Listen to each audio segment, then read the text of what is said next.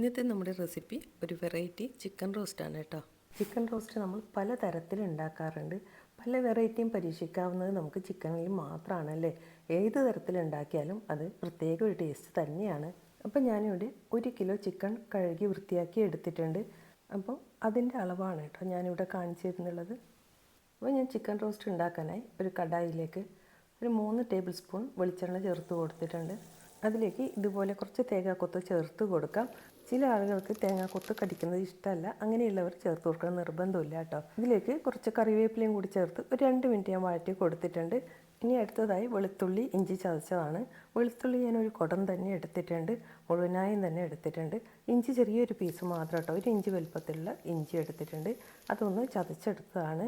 വെളുത്തുള്ളി നല്ല വലിപ്പമുള്ള വെളുത്തുള്ളി തന്നെയാണ് കേട്ടോ ഞാൻ എടുത്തത്. വെളുത്തുള്ളി ഇഞ്ചി ഒന്ന് ചതച്ചെടുത്തത് മാത്രമേ ഉള്ളൂ. പിന്നെ ഇനി അടുത്തതായി സവോള ചേർത്ത് കൊടുക്കാം. ഞാൻ 3 വലിയ സവോള ചെറുതായി നുറുക്കിയത് ചേർത്ത് കൊടുക്കുന്നുണ്ട്. അപ്പോൾ നിങ്ങൾക്ക് ഇതിൽ അധികം ഗ്രേവി ഇഷ്ടമില്ല എന്നുണ്ടെങ്കിൽ സവോളയുടെ എണ്ണം കുറച്ച് കുറക്കാം കേട്ടോ. ഇത് ഞാൻ ഉണ്ടാക്കുന്നത് ആ ഗ്രേവി അതിൽ പൊതിഞ്ഞിരിക്കും, ആ ഒരു തരത്തിലാണ് കേട്ടോ. ഇപ്പോൾ ഇതാ സവാള നന്നായി തന്നെ ബ്രൗൺ കളറായി വരുന്നുണ്ട്. ഇതുപോലെ ബ്രൗൺ കളർ ആവണം കേട്ടോ.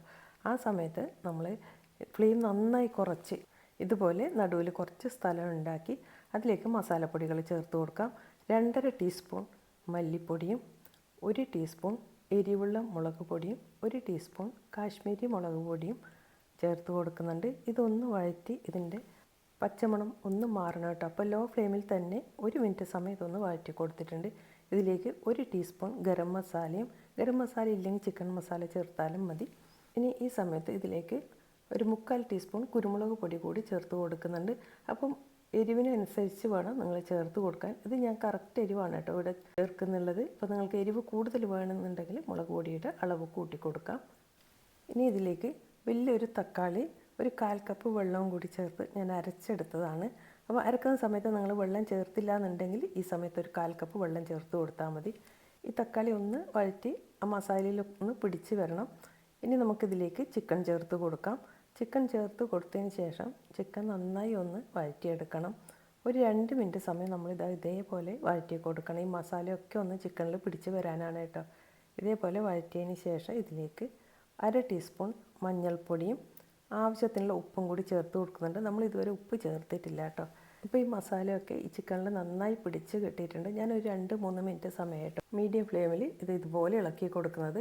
നന്നായി ഇളക്കി കൊടുത്തതിന് ശേഷം ഇതിലേക്ക് ഒരു 2 പച്ചമുളകും കുറച്ച് കറിവേപ്പിലയും കൂടിയിട്ട് നമുക്കിതൊന്ന് മൂടി വെച്ച് വേവിക്കാം. ഇതിൽ നമ്മൾ വെള്ളം തീരെ ചേർത്ത് കൊടുക്കാത്തത് കൊണ്ട് തന്നെ മീഡിയം ടു ലോ ഫ്ലെയിമിലാവണം ഇത് നമ്മൾ വേവിക്കാനായി വെക്കുന്നത്.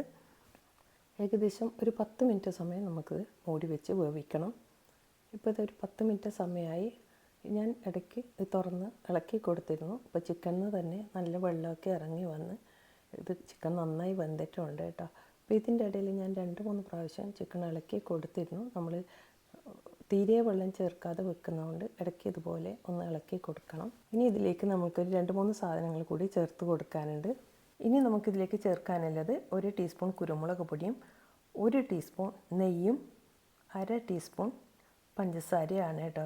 ഇത് ചേർത്ത് കൊടുക്കുമ്പോൾ നമ്മുടെ ഈ ചിക്കന് വേറെ തന്നെ ഒരു ഫ്ലേവറും ഒരു കളറും ഒക്കെ വരുന്നതാണ്. അപ്പോൾ നിങ്ങളിത് എന്തായാലും അവസാനം ഒഴിവാക്കരുത്. ഇതും കൂടി ചേർത്ത് എല്ലാം ഒന്ന് യോജിപ്പിച്ചെടുക്കാം. അവസാനം നമ്മൾ ഇതിലേക്ക് കുറച്ച് കറിവേപ്പിലയോ മല്ലിയിലയോ കൂടി ഇട്ട് കൊടുക്കാം. കറിവേപ്പില എൻ്റെ ഒരു വീക്ക്നെസ്സാണ് കേട്ടോ. എല്ലാ കറിയിലും ഇതുപോലെ ഒരുപാട് ഇട്ട് കൊടുക്കും. അപ്പോൾ നിങ്ങൾക്ക് മല്ലിയിലയാണ് ഇഷ്ടമെങ്കിൽ മല്ലിയില ചേർത്ത് കൊടുക്കാം.